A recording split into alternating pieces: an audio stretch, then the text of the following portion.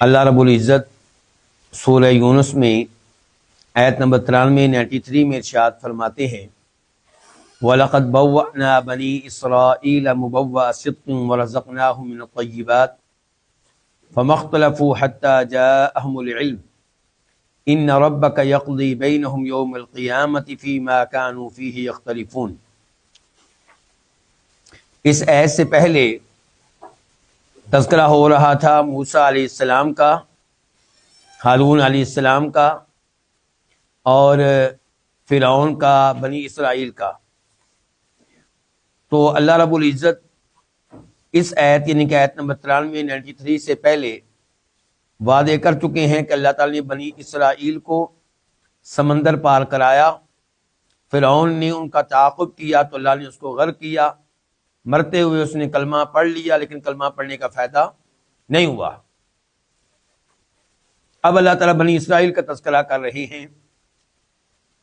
وَلَقَدْ اور البتہ تحقیق، بَوَّأْنَا ہم نے ٹھکانہ دیا، بنی اسرائیل کو، مبوّأ صدق باعزت ٹھکانہ، مبوّأ ٹھکانہ، صدق باعزت، عزت والا، اچھا، ورزقنا اور ہم نے رزق دیا، ہم ان کو، کن کو؟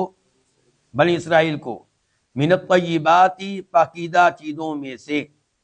الطیبات جمع ہے کس کی؟ طیباتن کی، پاکیزہ چیزوں میں سے۔ فما فا کا منع کر لیں پھر، ما نہیں، اختلفوا انہوں نے اختلاف کیا، حتیٰ یہاں تک کہ جاء آ گیا، ہم ان کے پاس، العلم، انا بے شک، ربا کا تیرا رب، یقضی فیصلہ کرے گا، بینہم ان کے درمیان، یوم القیامتی قیامت کے دن، فی ما اس چیز میں، کانو وہ تھے، فیہ جس میں، یختلفون اختلاف کرتے۔ اللہ رب العزت نے اس آیت کے ابتدائی حصے میں فرمایا کہ ہم نے بنی اسرائیل کو بڑا ہی عزت والا ٹھکانہ دیا۔ میں اور آپ جانتے ہیں کہ بنی اسرائیل کو فرعون اور اس کی قوم نے کیا بنا رکھا تھا؟ غلام، لونڈیاں، ذلیل کرتے تھے اور ان سے خدمت لیتے تھے، سزائیں دیتے تھے، تکلیفیں دیتے تھے، ان کے بچوں کو ذبح کرتے تھے، ان کی عورتوں کو لونڈیاں بنایا ہوا تھا۔ اللہ تعالیٰ کہہ رہے ہیں کہ اب ہم نے ان کو کیا احسان کیا، ان کو باعزت ٹھکانہ دیا۔ اچھا، اس سے کون سا ٹھکانہ مراد ہے؟ اس سے مراد ہے شام، بیت المقدس، اور کچھ مفسرین نے لکھا ہے کہ دونوں مراد ہیں، بیت المقدس شام تو ایک ہو گیا نا، دوسرے نمبر پہ مصر۔ اچھا، اب سوال اٹھے گا کہ پھر یہ ٹھکانہ کب ملا؟ موسیٰ علیہ السلام کے زمانے میں تو بنی اسرائیل کہاں رہے؟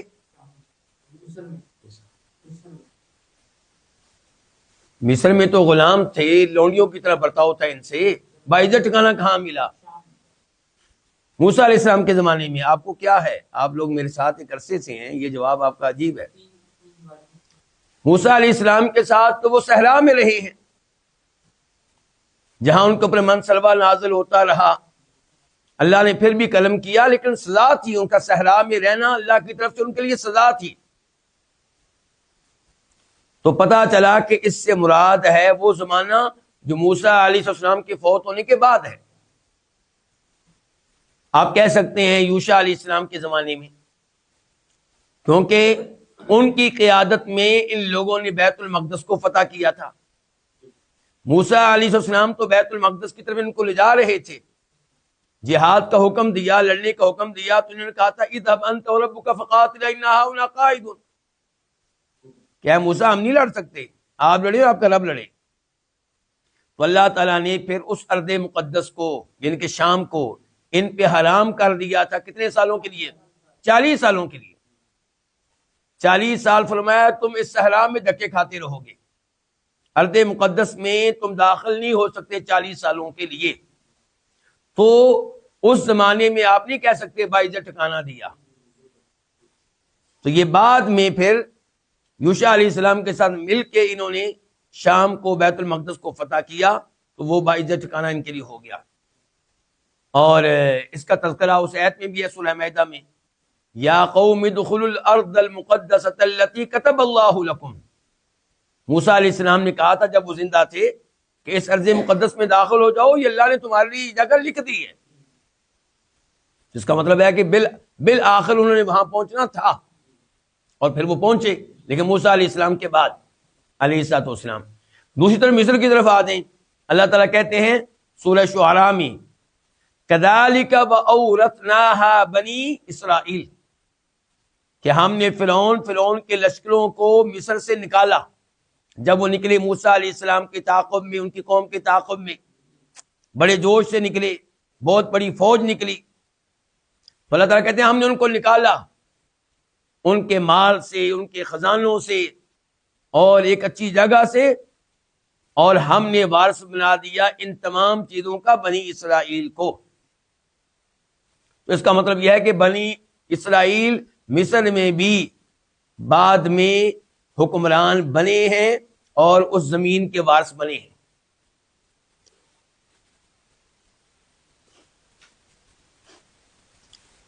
وَرَزَقْنَاهُمْ مِنَ الطَّيِّبَاتِ، اور ہم نے ان کو رزق دیا پاکیزہ چیزوں میں سے۔ فَمَا اخْتَلَفُوا حَتَّىٰ جَاءَهُمُ الْعِلْمُ، اس جملے میں اس بات کا بیان ہے کہ پھر ان میں اختلاف شروع ہوا۔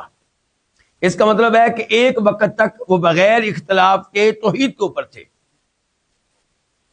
پھر ان میں اختلاف ہوا، یا کب ہوا؟ جب علم آ گیا، یعنی کہ اختلاف کے پیچھے یہ نہ کہیں کہ جہالت تھی، علم تھا پھر بھی اختلاف ہوا۔ اچھا، اب اس میں دو چیزیں مراد ہو سکتی ہیں۔ نمبر ایک، آپ اس حدیث کے ذریعے سمجھ سکتے ہیں اس جملے کو جو ترمذی شریف میں آتی ہے، فرمایا نبی علیہ الصلوۃ والسلام نے کہ بنی اسرائیل 72 فرقوں میں تقسیم ہوئے، 72، اور میری امت 73 فرقوں میں تقسیم ہوگی۔ تو یہ ہے کہ وہ ان میں اختلاف پیدا ہوا تھا کہ 72 فرقوں میں تقسیم ہوئے۔ علم ہونے کے باوجود یہ اختلاف ہوا۔ اس کے پیچھے، پھر اختلاف کے پیچھے کیا تھا؟ باہمی حسد، ایک دوسرے کی مخالفت وغیرہ وغیرہ۔ دوسرا، اس جملے سے مراد اہل تفسیر نے یہ بھی لیا ہے کہ اس سے مراد ہے وہ اختلاف جو اللہ کے نبی کے زمانے میں ہوا علیہ الصلوۃ والسلام، کہ ان کو نبی ماننا ہے کہ نہیں ماننا۔ کیا یہ وہی آخری نبی ہیں جن کا تذکرہ ہماری کتابوں میں ہے، جن کی علامات اور نشانیاں ہماری کتابوں میں موجود ہیں؟ چنانچہ آپ کے معاملے میں وہ متفق تھے پہلے، جب تک آپ نہیں آئے سب کا اتفاق تھا کہ وہ آنے والے ہیں، آخری نبی آنے والا ہے۔ بلکہ اپنے مخالفین کو یہ یہودی وغیرہ دھمکیاں دیا کرتے تھے کہ ان قریب آخری نبی آنے والا ہے، اس کی قیادت میں ہم تم سے جہاد کریں گے، تم کو سیدھا کریں گے۔ جب وہ آخری نبی آ گیا پھر اختلاف شروع کر دیا۔ اب اختلاف کیا ہوا ان کا کہ کئی لوگوں نے مانا کہ واقعی وہی نبی ہے، ایمان لیا، عبداللہ بن سلام اس کی مثال ہے، اور کئی لوگوں نے کہا کہ نہیں، یہ وہ والے نبی نہیں ہے، یہ ان جو علامات پائی جا رہی ہیں یہ اور ہیں، وہ ہمارے پاس جو علامات لکھی تھی وہ اور ہیں۔ دونوں تفسیریں انشاءاللہ اپنی جگہ پہ درست ہیں۔ ان ربک یقضی بینہم، بے شک تیرا رب ان کے مابین فیصلہ کرے گا قیامت کے دن ان امور میں جن میں یہ اختلاف کیا کرتے تھے، یعنی کہ ان کے اختلاف کا جو یعنی کہ آخری حل ہے وہ اللہ کے پاس سے ملے گا، اور جو حق والے ہوں گے ان کو اللہ جو ثواب دے گا، اور جو غلط تھے ان کو اللہ عذاب دے گا، یہ مراد ہے۔